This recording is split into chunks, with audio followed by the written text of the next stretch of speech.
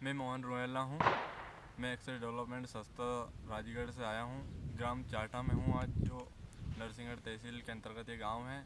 आज हम निहाल सिंह जी किसान भाई के यहाँ हैं। वो सभी फसल का जर्मेशन टेस्ट करके बोते हैं। आज उनसे हम जर्मेशन टेस्ट के बारे में जानकारी लेंगे और उसके बारे में हम जानेंगे। भैया नमस्कार। नमस्कार सर।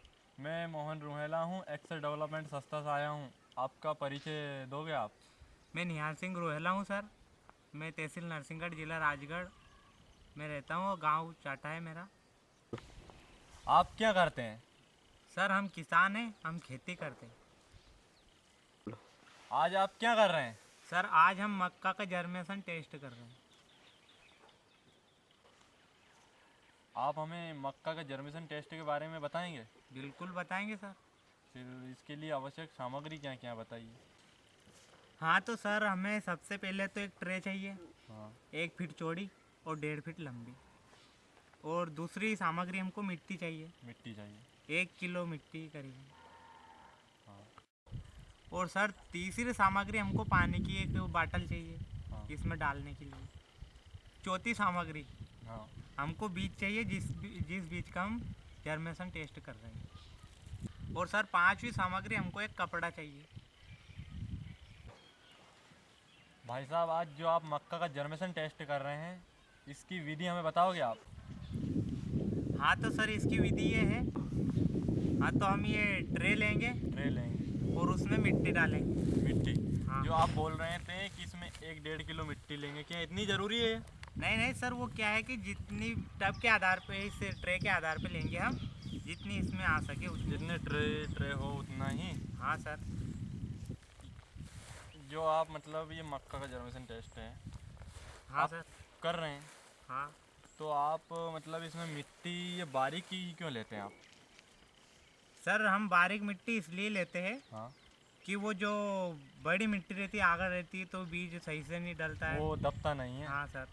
और वो क्या है कि बीज अच्छी तरह से उगाता है बारीक मिट्टी में। उसमें अंकुरित नहीं होता बड़ी मिट्टी में। हाँ सर।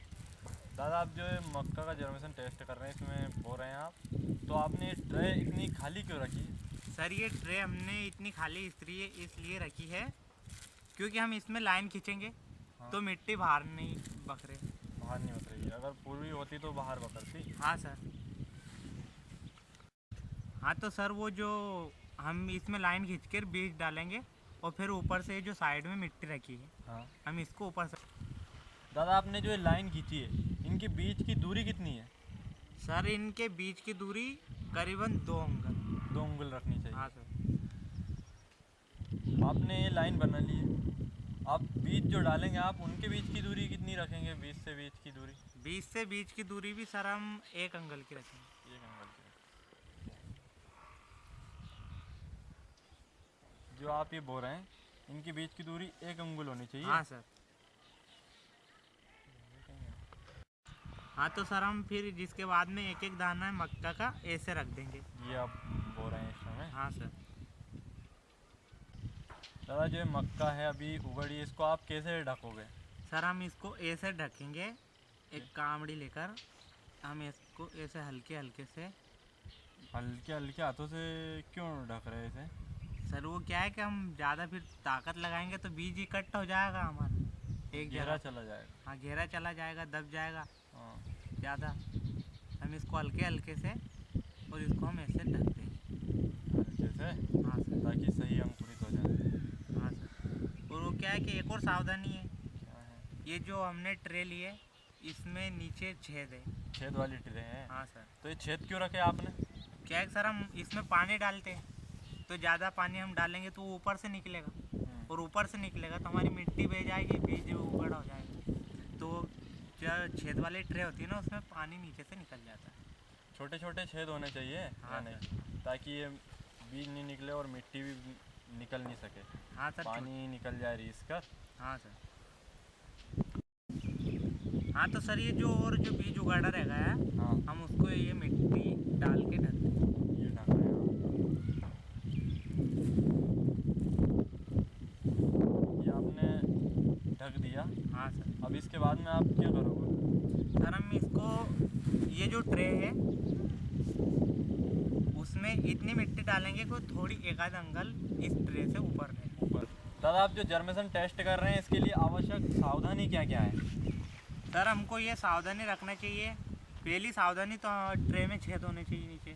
छेद होना चाहिए। हाँ, और दूसरी सावधानी बीज हमको गिन कर बोना चाहिए पूरा जितना बो रहे हैं। हाँ, ताकि हमको पता चले कि कितना बीज इसमें से उगे। और सर वो एक और सावधानी है कि हमको ये जो मिट्टी है ये उससे एक आध अंगल ऊपर तक डालनी चाहिए। ऊपर।